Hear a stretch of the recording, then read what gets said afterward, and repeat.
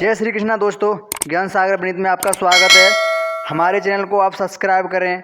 Subscribe करने के बाद बेल आइकन को प्रेस करें, जिससे कि आपको हमारी वीडियो का नोटिफिकेशन जल्दी मिलता रहे। तो आज का प्रसंग है कि भाग्य बड़ा है या बुद्धि। तो दोस्तों, वीडियो शुरू करने से पहले मेरा आपसे अनुरोध है, यदि आपने अभी तक हमारा चैनल सब्सक्राइब नहीं किया है तो प्लीज़ आप हमारे चैनल को भी सब्सक्राइब कर लें, क्योंकि आपका एक सब्सक्राइब हमारे लिए बहुत ही महत्व रखता है। देखिए दोस्तों, एक बार भाग्य और बुद्धि में बहस हो गई तो भाग्य कहने लगा कि मैं बड़ा हूँ, अगर मैं साथ ना दूँ तो आदमी कुछ भी नहीं कर सकता। मैं जिसका साथ देता हूँ उसकी ज़िंदगी बदल जाती है, चाहे उसके पास बुद्धि हो या ना हो। दोस्तों, भाग्य की बात सुनकर के बुद्धि कहने लगी कि बुद्धि के बिना किसी का कोई भी काम नहीं हो सकता, कोई कार्य नहीं चल सकता। बुद्धि ना हो तो केवल भाग्य से कुछ नहीं हो सकता। दोस्तों, आखिरकार दोनों ने फैसला किया कि खाली बहस करने की बजाय अपनी अपनी शक्ति का प्रयोग करके देखते हैं, तो पता चल जाएगा कि हम दोनों में से कौन बड़ा है। अब दोस्तों, अपनी अपनी शक्ति का प्रदर्शन करने के लिए बुद्धि और भाग्य जोते एक किसान के पास पहुंच गए। दोस्तों, किसान बहुत ही गरीब था। वह अपनी कुटिया के बाहर बैठा अपनी किस्मत पर रो रहा था। दोस्तों, जब भाग्य ने किसान को देखा तो बुद्धि से कहने लगा, देखो इस इंसान के पास बुद्धि नहीं है, मैं इसका भाग्य कैसे बदलता हूँ। ये किसान खुशहाल और सुखी हो जाएगा, तुम्हारी इसे ज़रूरत नहीं पड़ेगी। दोस्तों, किसान की कुटिया के पास में उसका एक छोटा सा खेत था। उसने उसमें ज्वार बो रखी थी। दोस्तों, उस ज्वार पर बालियां आ रही थीं, तो भाग्य ने अपनी करिश्मा दिखाई और ज्वार की बालियों पर, ज्वार के स्थान पर भाग्य के प्रताप से मोती लगने लगे। दोस्तों, जब ज्वार की बालियों पर, ज्वार के स्थान पर मोती लगे तो बुद्धिहीन किसान ने अपना माथा पीटा और कहा, अरे इस बार तो सत्यानाश हो गया, ज्वार के स्थान पर यह पत्थर कंकर कहाँ से आ गए। दोस्तों, किसान रो ही रहा था कि उधर से उस राज्य का राजा और उसके मंत्री गुजरे। उन्होंने दूर से ही उस गरीब किसान के खेत के ज्वार को देखा जिस पर मोती चमक रहे थे। दोस्तों, मोतियों की चमक देखते ही वो राजा पहचान गया और दोनों घोड़ा गाड़ी से उतरे और निकट आकर के देखा। फिर राजा और मंत्री दोनों कहने लगे, यह कितना धनी किसान है, जिसके खेत में तो मोती उगते हैं। दोस्तों, मंत्री ने किसान से कहा, भाई क्या हम तुम्हारे खेत में से एक बाली तोड़कर ले सकते हैं। दोस्तों, गरीब किसान कहने लगा, एक बाली क्या, तुम 150 बाली तोड़ लो। ज्वार के स्थान पर बालियों में पत्थर लगे हुए हैं, ये मेरे किसी काम के नहीं हैं, इस बार तो मैं बर्बाद हो गया। दोस्तों, राजा ने मंत्री के कान में कहा, देखो मंत्री, ये किसान कितना विनम्र है, ये अपने मोतियों को पत्थर कह रहा है। मंत्री ने कहा, महाराज इस किसान का तो दिल भी बहुत बड़ा है, हमने तो इससे एक बाली मांगी, इसने तो 150 ले जाने के लिए कह दिया। दोस्तों, राजा 2 बालियों को तोड़ करके ले गया।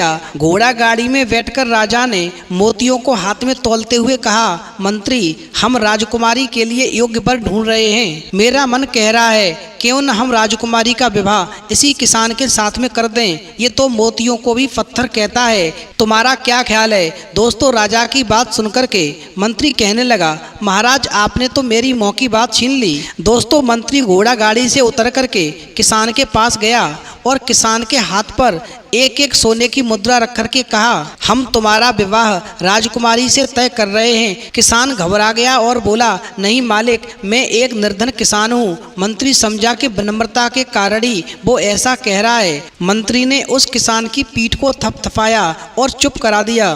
दोस्तों, राजा के जाने के बाद में किसान ने लोगों को बताया कि उसकी शादी राजकुमारी के साथ तय हो गई है, तो सब हंसने लगे। एक कहने लगा, अरे बेवकूफ, तेरी शादी राजकुमारी के साथ कैसे हो सकती है, शायद ये तुझे मरवाने की कोई चाल है। हम तो तेरी बारात में नहीं जाएंगे और नहीं हम सब गांव वाले भी तेरे साथ में मारे जाएंगे, तू अपनी बारात में अकेले जाना। दोस्तों, इस प्रकार शादी करने के लिए किसान को अकेले ही जाना पड़ा। राजा ने इसका बुरा नहीं माना और धूमधाम से राजकुमारी से उसकी शादी हो गई। दोस्तों, शादी हो जाने के बाद राजा ने दामाद को महल का एक भाग दे दिया। इधर राजा का कोई पुत्र नहीं था, वह दामाद को अपने पास पास ही रखना चाहता था ताकि राज सिंहासन भी राजा के बाद उसी किसान को मिल सके। दोस्तों, इस प्रकार शादी होने के बाद राज परिवार की परंपरा के अनुसार राजकुमारी वधू के वेश में जब सज धज करके खाना लेकर रात को अपने पति के कमरे में पहुंची तो किसान ने इतनी सुंदरता से सजी और आभूषणों से लदी हुई कन्या सपने में भी नहीं देखी थी। वह उस राजकुमारी को देख करके डर गया। उसके दिमाग में अपनी दादी की बताई कहानी याद आ गई। उसकी दादी ने कहा था कि राक्षसी जो होती हैं वो सुंदरी का भेष धरती हैं और सज धज के गहने पहन लेती हैं और फिर पुरुष को खा जाती हैं। दोस्तों, उस किसान ने सोचा कि यह भी कोई राक्षसी है, उसे खाने के लिए आई है और एकदम से वो किसान उठा और राजकुमारी को धक्का देकर के गिराता हुआ चिल्लाता हुआ बाहर की ओर भागता भागता एक नदी के किनारे पहुंचा और एकदम से जाकर के उस पानी में कूद गया। दोस्तों, किसान ने सोचा कि राक्षसी के पति होने से अच्छा तो मर जाना है। इधर राजकुमारी के अपमान की बात सुनकर के राजा आग बबूला हो गया। उधर राजा के सिपाहियों ने किसान को डूबने से बचा लिया। उधर राजा ने आदेश जारी कर दिया, उस किसान को मृत्यु दंड दिया जाएगा।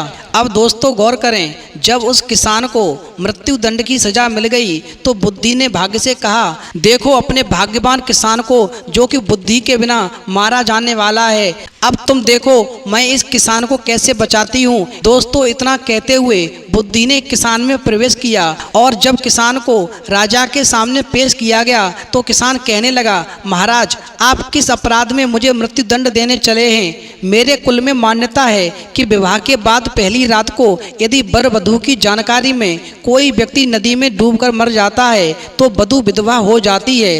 और इसी क्रम में जब मेरी पत्नी मेरे कक्ष में आई तो नदी की ओर से मुझे बचाओ बचाओ की पुकार सुनाई देने लगी। मैं तुरंत उठ करके डूबने वाले व्यक्ति को बचाने के लिए भागा। अब आप चाहे मुझे कोई भी दंड दे दें मगर मैं अपनी पत्नी के लिए कुछ भी करूंगा। दोस्तों, बुद्धि की प्रबलता के चलते हुए जैसे ही उस किसान की बात राजा ने सुनी तो उठ करके अपने गले से लगा लिया और फिर पिता पुत्री ने लज्जित होकर के अपने असंगत व्यवहार के लिए उस गरीब किसान से माफी मांगी और फिर तीनों खुशी खुशी उस महल के अंदर चले गए। दोस्तों, फिर बुद्धि ने भाग्य की ओर इशारा करते हुए कहा कि देखो आज बुद्धि की खातिर ही तुम्हारा ये भाग्यवान किसान मरने से बचा है। यदि आज मैं न होती तो ये मारा गया होता। तो दोस्तों, इस कहानी से हमें ये सीख मिलती है कि जीवन में कुछ करने के लिए भाग्य और बुद्धि दोनों का मेल होना बहुत जरूरी है। तो न भाग्य बड़ा है और न बुद्धि बड़ी है। भाग्य और बुद्धि जब दोनों का साथ किसी व्यक्ति को मिलता है तभी वो इंसान अपनी मंजिल में सफलता प्राप्त करता है। तो दोस्तों, यदि आपको हमारी वीडियो पसंद आई हो तो प्लीज़ आप हमारे चैनल को अभी सब्सक्राइब कर लें, क्योंकि आपका एक सब्सक्राइब हमारे लिए बहुत ही महत्व रखता है। तो दोस्तों, इस वीडियो में इतना ही। फिर मिलेंगे एक नई वीडियो में नए प्रसंग के साथ। तब तक के लिए जय श्री राधे, जय श्री कृष्णा।